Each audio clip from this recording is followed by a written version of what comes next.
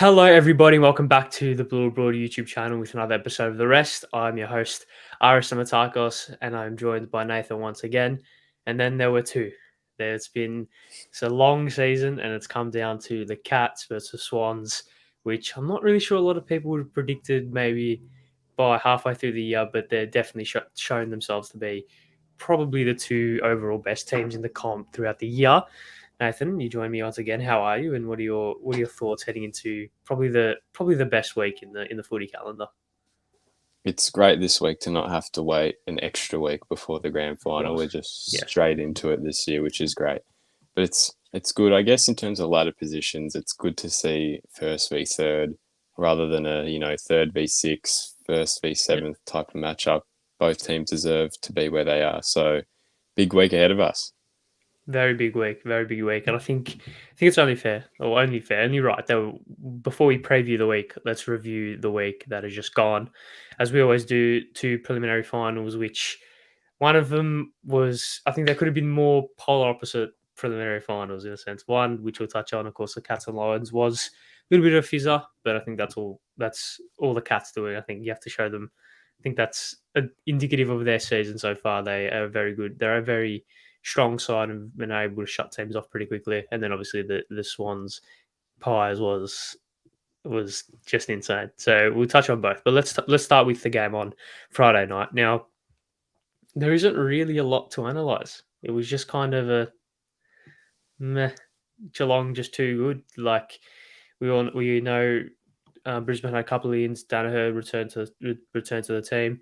Oscar McInerney returned to the team. I'm pretty sure, and they just didn't say. Kind of upset that balance that we were talking about last week in a sense, and the Cats just way too strong from probably halfway through the second quarter. I think we're sort of seeing a trend now with these prelims where that one team who always sneaks through to a prelim being in that bottom half of the eight, the have to go through every week team seems to just collapse when it gets to prelim, and they've played pretty hard the 2 weeks before, and I think that's what happened to the Lions. They sort of just looked really killed from the week before, and the Cats with a week break. I mean, imagine the amount of analysis that went into that game to really fully prepare for it, and yeah, Brisbane by that third quarter just looked completely out of it. But the journey they went through to get there, I don't think anyone expected. So it was pretty good from Brisbane to get that far. And we'll touch on the Lions review, but it probably wasn't the way they wanted to go out in the end, considering De- how far they actually got. Definitely not. And considering the way in which they got to the prelim as well, you'd like to think that that fight and that hunger would stay with them. Unfortunately, not. And maybe that's just a Geelong doing in a sense. Maybe they were just way too strong, and the Lions just couldn't find a way because even when their players had good games, like Zach Bailey got around it a little bit. We all know what Jared Berry was able to do last week, wasn't able to replicate it, unfortunately. But no one really, the Cats were just too strong. And it's a hard game to talk about when it was kind of this, just kind of meh, because they were just way too strong. Dangerfield kicked 2 goals early and was on, and I think it's hard to stop him when he's playing like that. Hawkins missed a couple of chances early, but found his groove towards the second half. And when all the guns are starting to play and starting to play well, it's going to be pretty hard to stop this Cats team for the Swans next week, especially. But the Lions just couldn't handle the talent that Geelong had. Yeah, it was just a real classy performance from Geelong, and I think they would have learnt from their past mistakes of preliminary finals, probably going in a bit too underprepared and assuming things were going to happen for them, but they really just put their foot down straight away and gave Brisbane no chance. I probably thought it's what Melbourne should have done to Brisbane the week before if they'd played a second half, really. So as much as Lions' effort was terrific the week before, I think this week probably showed what Melbourne would have done to them if they were to play 4 quarters. And the Cats just did it. They showed they can play 4 quarters of football, and that's going to take you a long way in a final series where you really can't afford to drop off for 1 quarter at all. Yeah, no chance at all. And going back to that kind of what I was speaking about before with the like Dangerfield playing really well, Selwood playing really well is this management has kind of been to like this player management has been done to perfection for the Cats this season because we all know Dangerfield was put on ice, was rested. Selwood's been put on ice at times, Hawkins at times, and we were all kind of not confused, but we were kind of wondering where it was going to go because momentum and continuity heading into finals is probably one of the most important things. So putting your best players on ice and not really giving them that 3, 4, 5, 6 game in a row block to build up that confidence within their body and that continuity within the game might not have paid off. But I think the way that Dangerfield started the game was he started like a house on fire. Hawkins was solid once again. I mean, granted he missed a couple, but he was still there and about. Ended up kicking 4 on the night. So yeah, this old retirement home as it's been coined and as it's been kind of teased all year has been managed to perfection. And I guess now we're going to see some teams who are on the older side start to make these grand finals and go far in finals because the blueprint's been set on how to actually manage your team. Whereas, I mean, we all know Dangerfield can't play 23 rounds plus finals anymore. His body's just not up to it. But we've seen now what good list management and player management can do, and gives hope for maybe the average age of premiership sides will slowly get older and older. Maybe this is the age bracket that teams need to be looking for to actually win a premiership because maybe the blueprint's been set. Well, with the development of strength and conditioning, sports science technology, you'd honestly wouldn't, it's not something you'd probably expect now where age wouldn't be as much of a factor. And as much as players tend to peak at the age of 25, Geelong have sort of shown that maybe it's the opposite. But it does come with a lot of experience under these, scenarios and finals. So I guess a mix of the two definitely helps. It's an odd trend, isn't it? It is, and I'm sure definitely touch on this when we speak about next or we speak about this week. But it is the old guard of the Cats versus the new guard of the Swans, and I think this is a good way to like wrap up for the Cats so far. Is we or wrap up well our talking point for the Cats is they had the monkey of the qualifying final, one of 7 qualifying finals, backdating till 2011. I'm pretty sure, and they won one of 7 preliminary finals, and backing from that same year as well. I'm pretty sure one of 7 prelims, only made the grand final in 20. Their grand final record is okay. The only one that they've made and lost since that dynasty era was 2020, and that was prime Dustin Martin. So we can't really judge him too harshly on that. Granted, they had a 20-point lead or whatever it was, but when it's prime Dusty, it's hard to stop him. So it's going to be interesting to see if kind of the monkey off the back that they've had with the qualifying and the prelims might come back to bite them in the grand final. But I think these experienced heads are just going to be too much for the Swans. Or I don't want to give my prediction away too early, but I just feel like the pressure won't get to them as well. Like the hoodoo won't get to them. I don't think. I don't think so, considering they've taken this further step into the granny, which they've struggled to do in past years.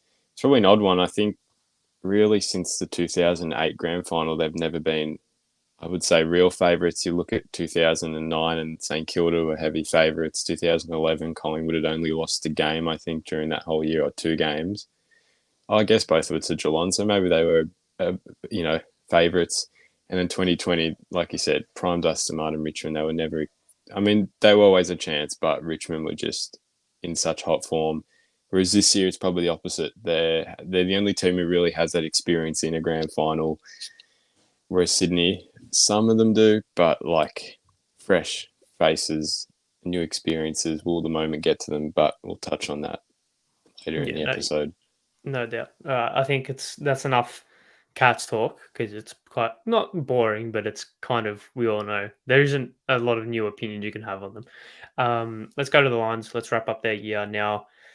we've been not critical. We've just been very vocal about kind of their premiership window and their list profile. Obviously, we all know Josh Dunkley's requested a trade, so their midfield's going to get even more stacked. And with the addition of Will Ashcroft, who you're very familiar with, it's going to be a very scary midfield to come up against. But that's not really where their issues lie, in a sense. I feel like we all know the talent in their midfield even before these two players. I feel like they're addressing areas where they don't need, despite having th- two very talented key forwards, probably one of if not the best small forward in the comp, and some very capable backmen. I just feel like the balance they haven't quite found, and I'm not sure adding two midfielders helps with that. Yeah, I mean, like, adding someone like Will Ashcroft is probably not what they need in terms of balance because, I mean, you look at Will, he's very similar to a Lachie Neale type in a sense. Two of the same players that, they just love getting the ball. They love running through the middle. Both have great running abilities. It just seems like overload. And it's odd just their forward lineup when you've got tall forwards that don't really suit the ground that they play on. I mean, you think tall forwards like that need space. They need that length to run, and they don't really have it at the Gabba. And you've sort of seen that with their kicking. They haven't really got a good rhythm at the Gabba. It's just an odd team. Sometimes I think it's just mentality that they don't really believe they can go all the way. Sometimes it can be balance. It's such an odd team. I just don't know what we're gonna say with Brisbane once this sort of team is finished with, in a sense. I don't know where we'll leave it. It's such an interesting dynamic, and then you're adding in more players that don't. I don't know. Yeah, It's really weird. It's really really weird.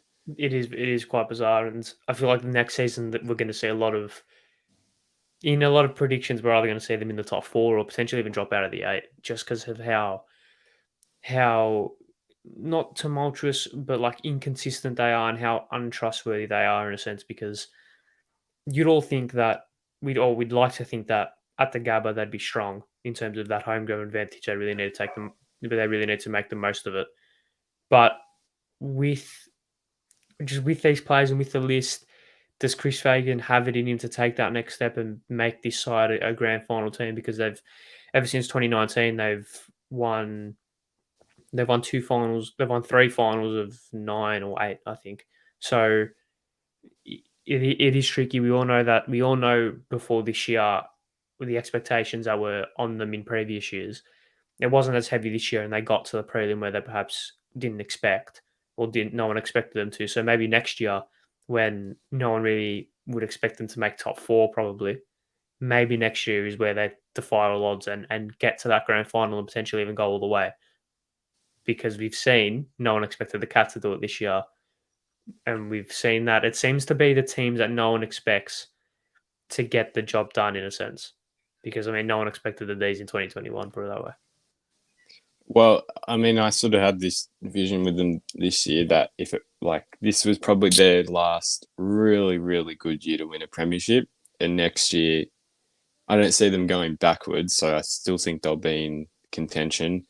They're definitely adding great players to their list. Like Ashcroft and Dunkley are two players that should slot into the 22 straight away and only make their team better. It's just really whether they can figure out that balance dynamic and whether they can really get over that hurdle of beating the teams they actually need to beat to show that they can contend for a premiership. Because I think they've just had this mentality for too long of we're good, but we won't ever be great because we just can't do it when it really matters. And we got a little glimpse of that at the end of this year, but this was also another occasion where they needed to win. Like you can't fall over at this part of the season because it sort of just makes the last 2 weeks look like nothing in a way because people don't remember you for winning an elimination final and a semi-final. So, what's next for them? Yeah, I mean, if we look at their during the season results against the big teams, we obviously know they got pumped against Melbourne both times, lost to Richmond at the G after having a sizable lead, lost to Fremantle at Optus, lost. Oh, they granted they beat the Swans and Pies, but they lost to the Cats in Geelong. So they haven't really proven it. I feel like to be the best, you got to beat the best. Ironically, and they didn't really show that they could do that consistent basis. And even though they got to where they got to after that round 23 game, I just thought they if you're getting your pants pulled down like that in that game with that much riding on it, it's going to be very hard for you to make a prelim, which they were lucky enough to, let alone a grand final. So it's going to be interesting to see because maybe it's a momentum thing. Maybe that if they had beaten Melbourne in round 23, they would have taken that momentum. They would have probably they would have made top four and then won the qualifying final. And then who knows what we would have, who knows what we would be talking about if that was the case. But it's going to be a very important off season for the Lions to see where they're at. And yeah, I mean, the predictions pre-season are going to be very interesting. I'm going to be very intrigued to see where a lot of people put the Lions because I had them winning the flag this year. I'm pretty sure, and when you kind of underperform whilst also performing to expectations at the same time, in a sense, because of their poor regular season form, whilst also their very good final series, it's going to be interesting to see. I feel like we're going to see a lot of people putting the Lions in the bottom half of the eight or even dropping out next year. Yep, I agree. They're just a really interesting team. I don't think anyone's going to know what to expect, but I think that may work towards them for once, rather than having all this external pressure to win a premiership. This group's in the right time, all those type of things that are said. So it'll be interesting to see what is going to happen with the Lions next year. No doubt. I do agree with you. I think the lack of external noise is going to be a benefactor for them. But let's move on to the much more interesting preliminary final, and that was the Swans versus the Pies. Now, where do we start? I think it was one of the better prelims in a long, long time. It was, well, we didn't think it would be maybe halfway through the third quarter that the Swans skipped out to a 6-goal lead. And really, accurate kicking was keeping the Pies in the game. They were 7 goals or 6 goals to nothing, or 6 goals straight, I should say, at a period of time. And if that's 3 goals, the game is probably done at that stage. But it was accurate kicking that kept them in the game. And funnily enough, it was probably inaccurate kicking that potentially cost them the game. A couple of chances which they should have capitalized on in the last quarter. But what were your did you expect this game to go as it did, with the Swans getting out to a 4-goal lead pretty early and then just kind of maintaining that kind of 28 to 35 point lead up until the last quarter, pretty much? Did you expect to see this? I did expect to see it, and as I said in the last episode, I didn't believe into the whole thing of we're changing the training grounds to adapt to it. That never works. I've never heard a team that does that and it actually works on game day. You simply can't change the way you play on a field that quickly. That takes months to adapt to. And Sydney set up behind the ball very, very well, which they proved a month ago when they played him at the end of the regular season. And they just turned it on even more in this final. And Collingwood were having no success on their forward 50 entries. They were getting cut by the defensive line that was really setting up really well, setting up a great wall. And they didn't prepare as well as they sort of made it out that they would, I think. And McRae said it was a coaching error the first time. Well, was it a coaching error the second time? Because the exact same thing happened with not a lot of change. And yes, they did come back in that fourth quarter, but for most of the game, it was just the Swans that were on top. So I did expect it. I just didn't think it was enough time for Collingwood to really change the way that they were going to play on such a unique ground. I just don't think you could do it and change your style in, 6 days? Yeah, it kind of was wrong place, wrong time. Like, or maybe not that, but it is kind of like they're just not ready to win at that ground, which isn't necessarily the bad thing, because how many times are you going to have to verse Sydney up there in big games, right? It's only one team that plays there. It just, funnily enough, happened to be in round 22 where we all knew that the stakes on that game, it didn't end up matter. It didn't matter in the grand scheme of things. Both sides made top four, and then obviously the prelim final is probably one of, if not one of the most important games of the season. So it is tricky, and I kind of despite the dominance and despite the control that Sydney had on the game, I just was never confident. And that's a credit to confident in Sydney's ability to see out the game, I should say.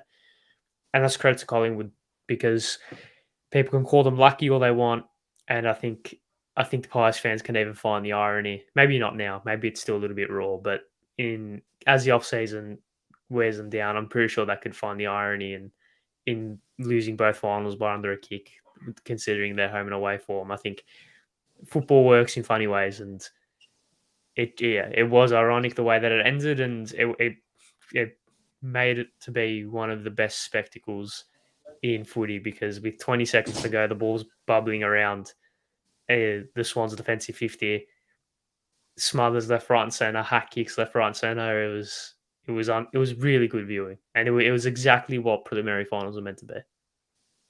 It definitely lived up to, I think, what we all wanted it to be in the end. And I think it was always going to be close if it's a Collingwood game in the end. Sydney, I think, as much as they dominated, they clearly put a lot of energy into that period where they sustained quite a good, healthy lead. And they did fatigue in that last quarter. Collingwood took that opportunity. And really, like you sort of touched on the accurate kicking, my whole thing with the team that kicks really accurate to start, it will always come back to haunt them, because you simply cannot kick good for 4 quarters. It's just like, how often do you see it happening? Like the last game I can recall of a team kicking insanely straight was Adelaide, I think, in like 2021. In Tassie, they kicked like 17 goals 1 or something, 17 goals 2. You don't see happening. A team that kicks straight at the start always kicks bad at the end, just because they can't keep it up. So didn't go their way. But yeah, that's just football, isn't it? How funny things can get. How unfunny things can get also for Collingwood Collingwood fans, sorry. But it's just at least they know how we feel now. And to be honest, I think theirs was 10 times worse. I wouldn't want to lose in a prelim that way. And I'm not. Yeah. Definitely much worse, but it's just a cruel sport, and I think why it hurts. Obviously, I'm not speaking on behalf of them, but you get that far, and then you have to restart all over again, and that's what just kills you. I think, because they made such big progress, and I think probably for them now it will be 6 months of like a very anxious wait of will they be able to do it again. And the signs should suggest that they will, but now, like every club that's not in that last week, you just sit around and wait and hope that your team can repeat, or probably not repeat if you're in the bottom 10. Whatever happened last year, improve. Yeah, I do agree. It's probably the cruelest way, because I reckon it's even crueler than a loss in a grand final, which they've unfortunately experienced. Probably the most heartbreaking way you can lose a grand final. But it's also the fact that I think I definitely am of this belief, and maybe Collingwood fans won't want to say this, but if they had made the grand final, they would have given Geelong a red hot crack. And they know that. I think in their hearts, they know that. And I think that's what makes it even worse, because 30 more seconds, it's at least going extra time, and then they probably run over the top of them in extra time. Football is a very, very, very cruel game, as we've come to experience firsthand. And I guess footy works in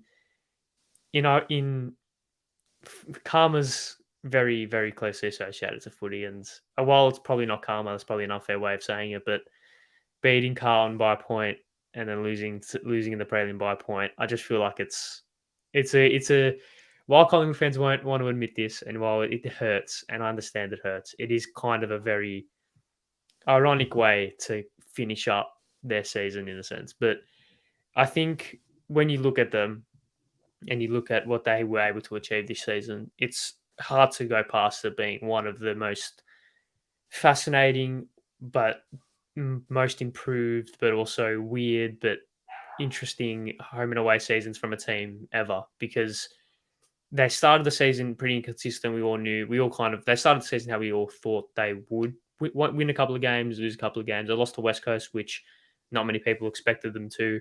They won a couple of games, which no one really expected them to. And then this run that they went on, 11 in a row, or was it more than 11 in a row, maybe? But it was it was kind of a glimpse as to what we can see if everything goes right for a team in a period of time. I think we all have this fascination about what if it all clicks for my team, for our team. What if it all clicks? I feel like that's what it is when it all clicks for a team. So, what were your thoughts on the on their season, but also in particularly that 11 game winning streak? I think it was. I just want, what are your overall thoughts? Can it be replicated? Does it band that over the cracks? What are your thoughts on it? Well, I mean, it certainly can be replicated if we look at a team like Melbourne, who went 10-0 2 seasons in a row. Anything's possible.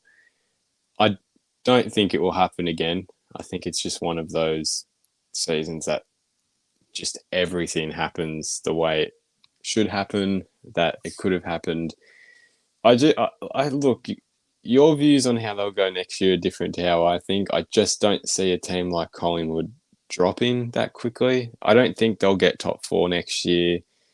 I don't think the ins that they've got, as much as Collingwood fans think that they are like ace graders that they're bringing in, they're really just depth players, I think, which is always helpful. There's nothing wrong with that. But I don't think the players they're bringing in are going to take them any further up the ladder. Their list is only getting older, even though it's a rebuild, but I don't think it's getting younger by any means. I don't think they'll drop out the eight. I don't see that happening. I just think, especially the crowd they built this year, I'd assume they'll want to come back next year. So, look, I think anything's possible. I think they've definitely built something, and now it's just a matter of sustaining it. And they're probably going to go into 2023 with the most pressure, which can positively or negatively impact the team. But I think a team like that, I think they're much stronger than a lot of the competition, is what we've learnt, that they have overcome quite a lot more than most teams have. Seeing that, like, teams of our own, we never just had that mental thing to really get over the line and win when we needed to win. They know how to win, which is what you need to do in football, isn't it? And they almost did it again on Saturday night. So, big off season for Collingwood. It's just a matter of maintaining what they built on. I don't think it will be a repeat. I think they'll have a bit more struggles, but I just don't think they'll drop off at all. I just think they've built too much for it all to crumble to bits, really. Yeah. My thoughts probably needs an episode of this series on itself, to be honest, because I've already got an idea of what I think will happen to them next season, and well, I don't want to say it yet because I feel like if I say it, I need to give all the context I have in my mind to justify what I'm saying. But I think it won't be as good as this season, next season. I think that's kind of fact, because I think the way that Colin would have to look at this, in my opinion, is all right. We won 11 in a row by under a goal, pretty much. Let's cut that in half. What if it was 5 and 6? That's the way they got to look at it, because we've seen. Yes, you said that they know how to win, but when it mattered, they didn't, and that is fine. That's not a bad thing. That's not a criticism of them just yet, because granted, their list profile is pretty old, but they still were playing a first year coach, so first year system, and also they still had a lot of kids running around in big pressure moments as well. So, in my opinion, they got to look at it as saying, all right, if this was 6 and 5, 5 and 6, I don't know what the maths are, but I think they might have dropped out of the 8, or if not, just scraped in. That's the way that they have to look at it, because that's the way that they're going to improve. They can't assume that they're going to win these games every single time, because we've seen they won't. And while you can call it luck, I am not against calling it that, but you make your own luck. Collingwood got into the position against Melbourne twice, maybe not the first time, but definitely the second time. They got into position against probably one of the best teams in the comp, to win by 7 points. They got into the position against Geelong to only lose by a kick, and they probably should have won that game. They get into those positions, which is a full credit to them. But in the same vein, they shouldn't be in that position against North Melbourne. They shouldn't be in that position against Gold Coast. They shouldn't be in that position against Adelaide. If you're making the top four, you can't be putting yourselves into these positions because a free kick goes against you, a player slips, a player kicks a goal from 65 on the run, the biggest fluke goal of all time, and all of a sudden your season's turned on its head. So they need to learn how to win games properly, like properly win games, in my opinion. And if that comes at the expense of wins, of other wins, in a sense, so put it this way: if I was in their position, maybe I wouldn't agree with what I'm about to say, but I'm just going to give you an example. If I was in their position and you offered me from that 11 game win streak next season, they'd be cut in half to 5 and 6. But of those 5 games, we win by 30 points, 40 points, and we really win. I think that's probably better for Collingwood in the long term, rather than just winning games by these 1, 2, 3, 4, 5 points, in my opinion. I don't know if you agree, but I agree. Yeah, I mean, you certainly. It's not a. Oh, look, I wouldn't. I'm going to say it's not a healthy habit to win by such little against the teams you probably should be beating by more. But like winning's winning, so it's hard. Like it's hard to know which way to look at it because yes, long term, it's probably not something you want to continue with, but like in such a tight competition, especially nowadays, which we learnt the hard way this year, every win matters, but percentage clearly does matter. So yeah, it's something, especially if they're going to actually cop the half of their losses and wins and losses next year. Winning by those margins wouldn't have got. Well, I think with their percentage, they wouldn't have made the top 8, given they had a points that were 48 or 52, whatever it was. So it's just a habit they probably need to change as soon as possible if they are genuinely serious, because they probably will face these hurdles again and again of not being able to do it when it matters. If you can't really properly get over the line against teams that shouldn't get anywhere near a top 4 team. yeah, no doubt. And by no means is this a criticism on them, because it is to an extent, of course, but not overly, because obviously they got there, right? They got to a prelim. Only 4 teams in the comp got to a prelim, and they were, if you want to do the ladder, they were the 3rd best team this season. So it is one of those things. It is one of those things where, do you mess with a formula in a sense? Where do you just back them to win these games next season? But we've seen that when it truly matters, they weren't able to win these type of games. So it'll be interesting to see. Of course, their list gets 1 year older. Sidebottom, Pendlebury, Howe, Myercheck, Elliott, all getting a year older. But then again, Josh Dacos, Nick Dacos, these players are getting 1 year older as well. So I think it balances out. But that's probably enough on the Pies, because they weren't the team that won, funnily enough. It was the Swans, and I think this can tie in beautifully to our grand final preview. Now, with the Swans, it kind of came out of nowhere, maybe. I think maybe at the bye, halfway through the year, everyone thought, yeah, the Swans will be thereabouts. They'll make finals.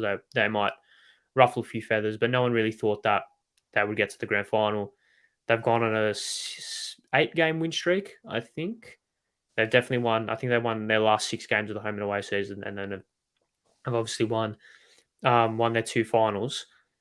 Can they shake up the Cats? Can they really prove a lot of doubters wrong? And I mean, we all know the Buddy Swan song goes on for 1 more year. It would have been good if he rode off into the sunset with a premiership medal around his neck, but it wasn't meant to be.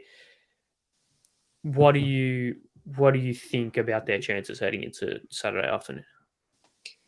Well, I know you think, from what you said, Geelong are your favourites. That was a misspeak, but I'll clarify my thoughts later on. I'm rolling with the Swans for this granny. And I said to you before, Geelong probably shouldn't have even beaten Collingwood. I don't think in terms of four quarters, I thought Collingwood were the better team, and they couldn't close that game out. We saw what Sydney did to Collingwood, and I know I mean, to be fair, it's a completely different ground environment, so it isn't the same. Could have been a completely different game on the MCG, but I just think the Swans, in terms of just youth, fitness, ability to really run out games, and they did beat Melbourne on the MCG 3 weeks ago. So it's not like they haven't played there. I just think the Swans are going to have a lot of fun with this grand final. I think especially having nothing to lose as well for them, because it's not like Geelong where this is probably their last chance in a sense, or because you can never guarantee they'll get back into another grand final with this list specifically for Geelong. Whereas Sydney, it's like we probably couldn't sit here and say honestly that we don't expect to see Sydney in another grand final in the next 3 or 4 years with that list that they have. So I don't know. It's interesting. And I said this with Geelong and Brisbane. When have these two teams played really on the MCG recently? I mean, the 2016 prelim, I think, was the last time. And maybe could have been another time. I can't remember. But they don't play there very often. Sydney won on that day, completely different team. So it's just, I think it's actually a great grand final, just in terms of not a lot of predictability around this one. I think it genuinely could go either way. No team has this as their home ground, which I always like because it really does switch things up a lot. So I'm back in Sydney for this one, but I don't think it will be Sydney by 50. I think this will be right down to the wire. But in terms of a call, I think the Swans will get off to a very good start. Interesting. Now, I think this is probably a very good grand final for a couple of reasons. Firstly, it's going to be very aesthetically pleasing to watch the red and white versus the blue and white. Just quietly, that's going to be very good. But also, there's storylines are front and center. You have the old guard versus the new kids on the block. You have Buddy versus Danger. You'd assume probably their last chance, both of them, to obviously Danger to get that elusive premiership medal and Buddy to get another one that he probably deserves. I think he's only won two, or two or three. Oh, wait. Two, Or 08, two. 12, and then No, he didn't win was 12. it any? 13. Oh, they lost 12, yeah, 13. So he's And only then got two. 14 they lost, and 16 they lost, yeah. He's only got two. Probably deserves three. In all fairness, let's be honest. But it's going to be very interesting to see how this game pans out. If the pressure gets to the Swans, if the Cats can hold up, if the pressure gets to the Cats, that's something that not a lot of people have said, have spoken about, because the expectations on them, they have a lot more to lose than other teams in a sense.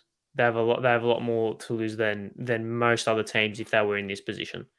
So, especially in comparison to the Swans, it's going to be very, very, very interesting to see.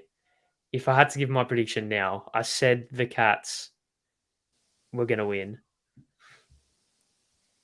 I'll stick with it. I'll stick with the Cats, but I would love Barty to get one more, and that Swans midfield is something special, and that maybe takes them over the line and maybe produces a dynasty making career from this game. The likes of Rowbottom, Callum Mills, Chad Warner, Errol Goulden, these kids who really have nothing to lose. If they can produce something, that would be magical. But I've just looked up, they've only played 4 times ever at the MCG, in considering Sydney was formerly South Melbourne and Geelong have been in the league pretty much just as long. It's quite interesting. All 4 times were finals, and the Swans won. No, the Swans have only won one. In The most recent one. Yes, the most recent one. Oh. Yeah, So interesting. granted, the first two are in 1914 and 1934, but that's besides the point. Yeah, so obviously in 2017 it was that, and then obviously um, in 2016, obviously the final before that. So it's going to be interesting. I'll stick with the Cats, although I really want. If I'm wrong, I'm not upset. If I'm wrong, put it that way. I just think the Cats going to be too strong. I just think it's going to be a kind of cherry on top for the likes of Selwood, Hawkins, Dangerfield, who probably deserve more premiership medals than they've got. So go with the Cats by. Oh, I don't want to break Sydney hearts, but I'll go with the Cats by 4 points. I was going to say Swans by 4 points. So there There we we are. go. How's There we that? go. There we go. That's it's going to be fascinating, fascinating, fascinating, fascinating. But there was also another thing that happened, another football related thing that happened, and we'd be remiss if we didn't mention it. But the man above you right now is the latest and newest and freshest Brownlow medalist, Patrick Cripps from the Carlton Football Club. It was an interesting count, probably one of the best counts. We'll touch on this briefly because time's not on our side, but it was an interesting count, wasn't it? One of the best counts in a long time. It was extremely odd. There were a lot of things that just didn't feel right about it in a way, but I think it made for a very interesting count in the end. And it's probably not the winner we expected. I mean, we knew he was going to be up there, but there just were a few votes that we just, didn't think were going to go his way. And especially some top vote getters that we thought there were votes that they just didn't get that should have gone their way. So yeah, it's great to see a competitive vote for once rather than your Dusties or Ollie Wines just absolutely romping it in pretty much from round 13. Yeah, I mean we all know what you're alluding to there. The one vote to Patrick Cripps in round one was absurd, but I mean we didn't matter in the end, did it? But yeah, I feel like we didn't predict it. We knew he'd be up there. We knew he'd be up there just pretty much based off the start of the season that he had. We all knew that he'd be in the teens pretty early on, and then he might tail off a little bit towards the end, but. Brayshaw proved himself to be a future Brownlow medalist in the making. I feel based on his vote count. Took Miller from the clouds. It seemed might have pipped it at the end. If the Suns win one or two more games, he probably takes it home. Lockie Neal, probably deserved to win it if it wasn't for his final two games. And then Petrarca and Oliver taking votes off each other. That cost either of them the medal, in my opinion. Both finished with 20 or above, I'm pretty sure. So it was a fascinating count. I think Patrick Cripps has Marcus Windegar to thank for tagging Lockie Neal out of the game in the Saints Lions game in the back end of the year. But it came down to the final vote, of the whole thing, and if we were going to break out, if our hearts were going to be broken one last time, it just felt like that was going to be it. But it was almost a formality, but you never know. Based off what we saw in round one, you never know.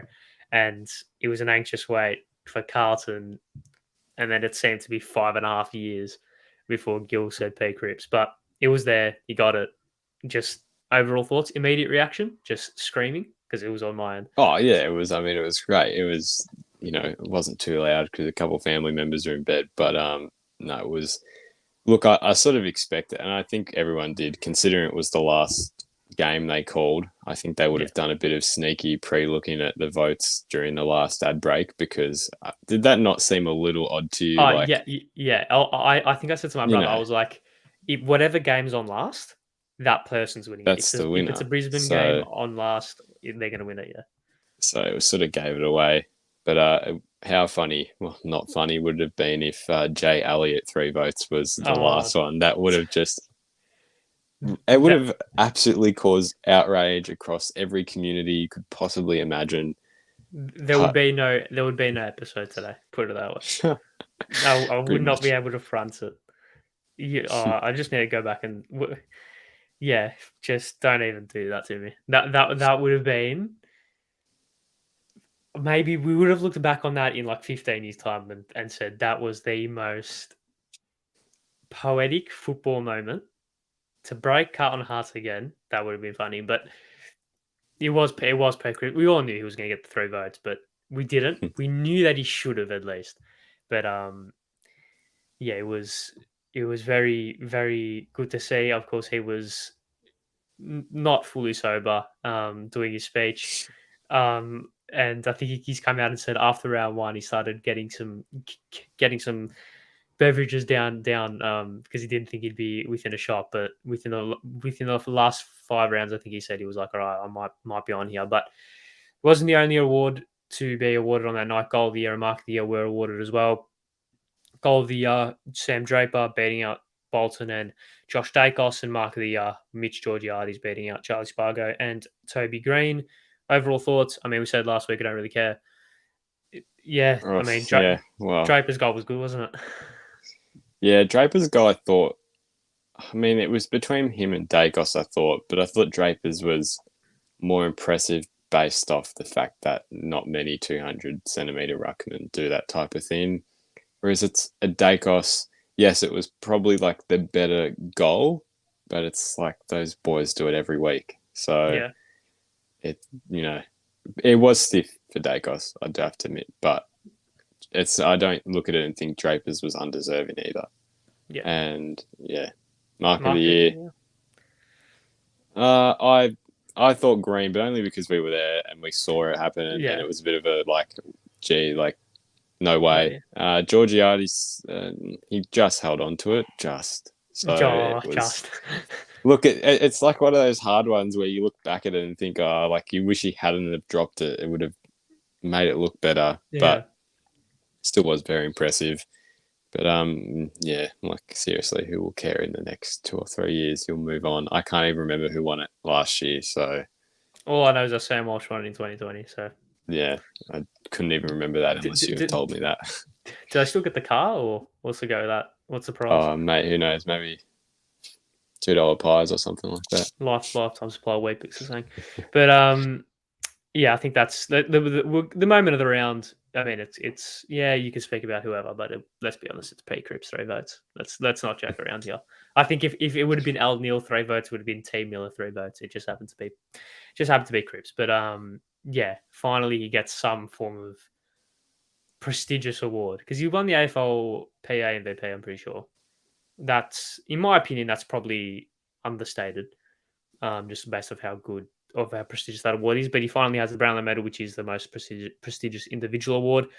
Hopefully, this time next year we can speak about him getting the most prestigious team award. But I guess we'll have to wait and see.